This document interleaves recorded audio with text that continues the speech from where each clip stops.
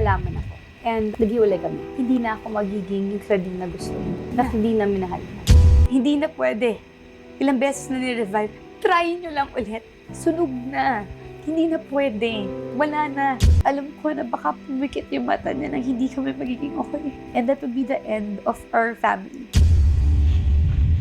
And ngayon pa lang, sa'yo ko sasabihin na in a few weeks, magpa-file ulit ako ng vows. Kumusta na si Claudine? Na yun, okay Siya na naramdaman okay. na mayroon palang Diyos at mahal ka pala ng Diyos. Siyempre, the first time na naging Christian ako, doon na-feel ko, especially yun nga, after yung death ni Rico, si Tita Connie Reyes, dinadala ko sa Victory, ganyan. And then, doon naging strong talaga yung pagiging Christian ko po. Ang pampatulog ko is yung Joel Austin, yung mga Si sermon Joel, niya. Kasi 20 minutes lang naman. So, dire-diretso yun. So, siguro habang natutulog, pumapasok rin sa utak ko talaga yung mga sinasabi niya. Na parang, you know, you change your mindset, angels are coming in the form of other people. Yung kailangan talaga yun, lalo na in showbiz. Ang depression, it's an illness. It's a disease. Para siyang, pag may heart problem ka, kailangan mo ng gamot. Kailangan mo ng maintenance. Ganun rin ang depression. Kasi ang nangyari kasi, Od, sa akin, I was diagnosed with anxiety and panic disorder. So, ang sakit pag narinig ko yung bipolar, wala namang problema sa ganun. Pero yung para sabihin bipolar ako or unstable ako, sa mga pinagdaanan ko, dapat talagang baliw na or whatever.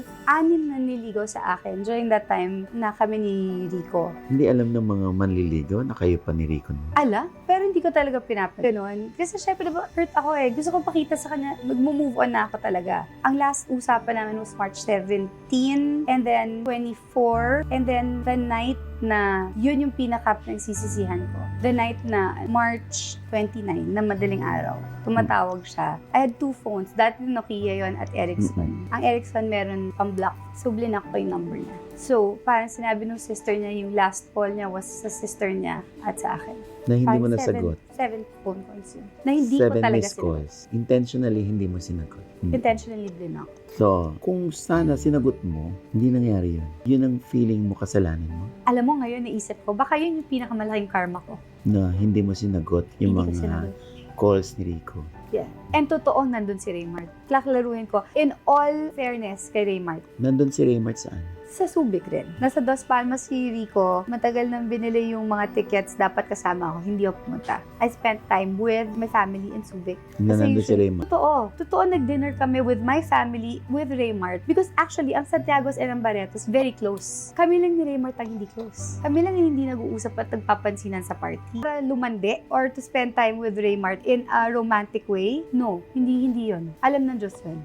Hinawakan niya ako, both my hands sobrang tightly, and then he looked straight in my face and sabi niya sa akin, Din, you know that Rico is in Puerto Princesa, right? Yes, sabi ko. Pero gumagano na yung heart ko. This morning, tas nag-crack yung voice. They found him dead. Hindi pa niya natapos yung found him dead. Alam ko na. Nakutuban mo na.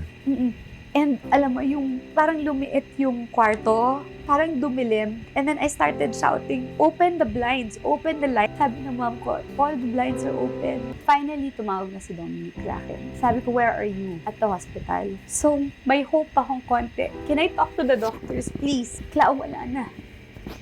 Hindi na pwede. Ilang beses na ni-revive. Try nyo lang ulit. Please, sabi ko, pakausap mo lang, try mo lang ulit. Sunog na. Hindi na pwede. Wala na.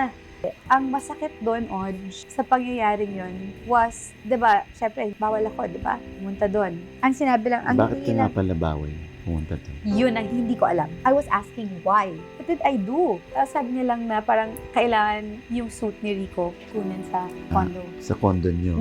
And then sinabi niya, he booked. Sabi ko, where are you? Sabi ko, where are you? Where will I go? Tapos sabi niya, parang, it's better now. Huwag muna. Just pray for him alone na lang. So, yun, why? Tapos naririnig na ako ng ate ko. Kinuha niya na yung phone. Nagsisisigaw na yung ate ko. Si Marjorie. Why? Bakit ganyan?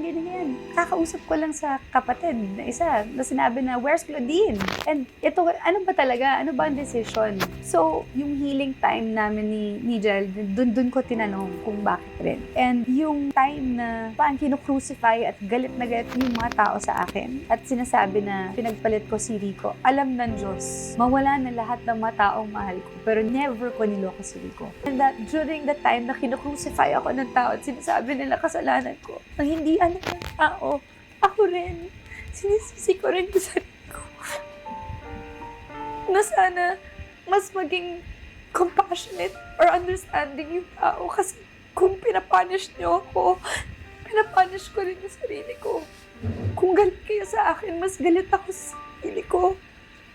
So, itong last na ni Rico, yun na yung sinabi ko na, okay, this is the last time I'm ever going to talk about him.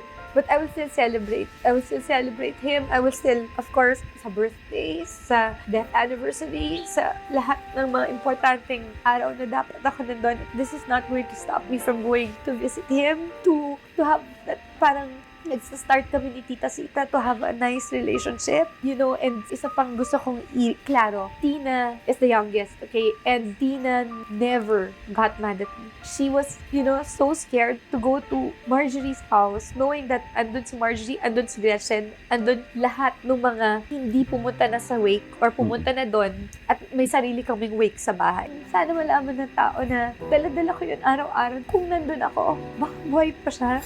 Alam mo yun? Pero may sinabi sa akin yung dad ko na tumatak sa akin na, don't you think na God didn't allow you to go there because what if you were there and you couldn't save him? What if pagising mo, katabi mo, malamig na nabangkay, then na-trauma ka pa, you think Kiko would want that? So, be more, sa sarili mo. Kasi I was so mad at myself. You know, I was hardly eating, I was, you know, working. Namatay si Rico na Friday, Monday, I was already taping. And ginawa ni Direk Wen lahat para lang mapaiyak ako. Kasi galit na galit ako sa sarili ko. And the only time na umiiyak ako was when I had interviews about him. But other than that, pinipilit ako ng mga kapatid ko that it's okay to cry. And then yun, ayaw na nila ako bumalik ng LPL. So I stayed with Margie and Kuya Dennis. So, yun yung pinagsisisihan ko. Baka kung nandun ako, baka nagawan ko ng paraan. Pero hindi rin ako doktor. Hindi rin ako Diyos. Tama rin yung dad ko sa part na yun. What if? Baka nabaliw na ako kung hindi ko siya nasave. So, sa mga ganun din natin ko sa sarili ko. So, sana mas maging understanding kayo kahit konti. Dahil yung galit niyo sa akin noon, siguro 1,000,000 times over ang galit ko sa sarili ko. Noong panahon na yun.